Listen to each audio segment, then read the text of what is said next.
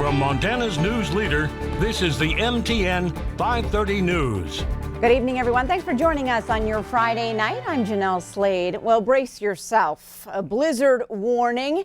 That snow already falling in Missoula, but it's moving from the west to the east, impacting everything along the way, including your weekend.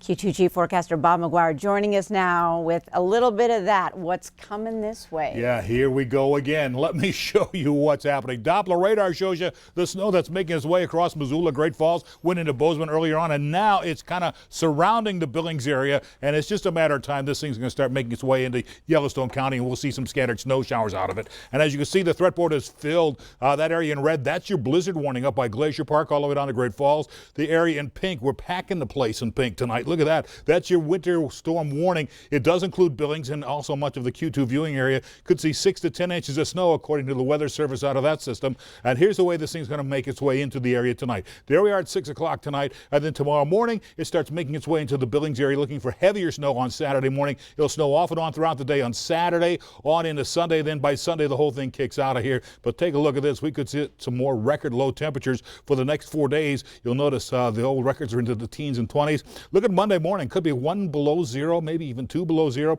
That'll really break the record, and we'll have more about that coming up in just a few more minutes. Jeanelle?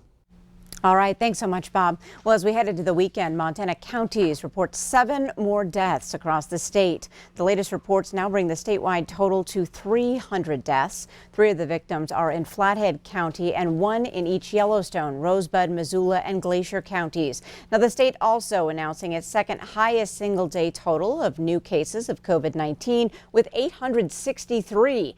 This follows just 1 day after Montana shattered the single-day record, reporting 932 new cases yesterday.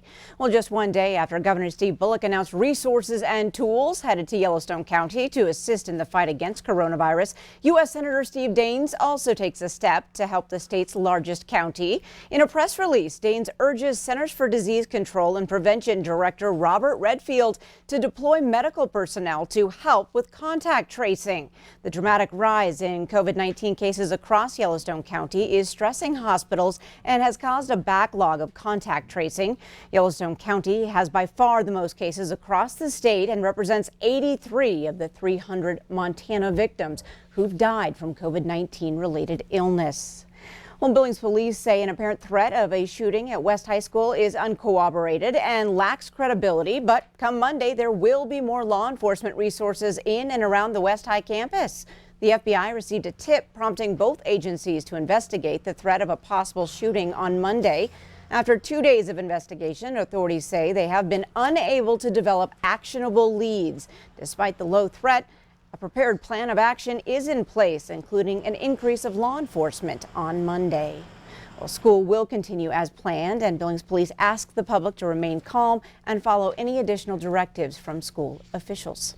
Well, thousands of ballots have continued to roll into county election offices this week, with much of Montana's vote already cast. But as MTN's Jonathan Ambarian reports, some parts of the state aren't seeing that same turnout. By Thursday night, more than half of the ballots mailed out by election officials had already been returned, more than 320,000 votes in all. But in some parts of Montana, those numbers are still lagging. Some of the counties that have had the lowest return rates have been in Indian country. In Bighorn County, about 1,800 ballots had been processed by Thursday, out of 6,000 mailed out. That's a 30% return rate, the lowest in the state by a significant margin. Glacier County with 38% processed, Blaine County with 42%, and Roosevelt County with 44% are also below the state average. Rosebud County is close to the state average, with 48% of ballots returned. On the other hand, Lake County, which includes much of the Flathead Reservation, is above the state average at nearly 55%. Many counties in Indian country saw lower turnout during the all-mail primary in June. Advocates have said there are additional challenges with mail ballots in those areas, where many people don't receive mail at their homes and may not have standard street addresses. Other areas with lower numbers of return votes include eastern Montana counties like Carter, Richland, Prairie, and Macomb. Flathead County continues to have the lowest percentage of votes processed in Montana's largest counties, 37% according to the Montana Secretary of State's office. In Helena, Jonathan Ambarian, MTN News. Thanks, Jonathan. Now, the New York Times today released its poll of Montana voters on the state's top races. And in every one, it shows the Republican candidate with a slight lead. MTN chief political reporter Mike Dennison has that story. The poll taken earlier this week shows President Donald Trump leading Democrat Joe Biden in Montana, but only by 49 to 43%. Trump won the state 4 years ago over Hillary Clinton by 20 percentage points. In the state's biggest race, Republican U.S. Senator Steve Daines leads Democratic challenger Governor Steve Bullock 49 to 46%. For governor, it has Republican Greg Gianforte with a 48 to 44% lead over Democrat Mike Cooney. And in the race for Montana's only U.S. House seat, Republican Matt Rosendale is up 50 to 46% over Democrat Kathleen Williams. The Times and its polling partner Siena College surveyed about 750 likely Montana voters earlier this week, and the margin of error for the poll is plus or minus 4.4%. Reporting from Helena, Mike Dennison, MTN News.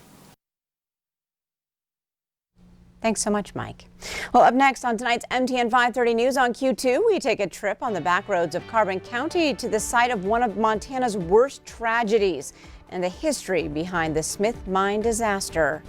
Plus, from playoff tune-ups to championship dreams, we'll break down a busy sports day and night in just a bit.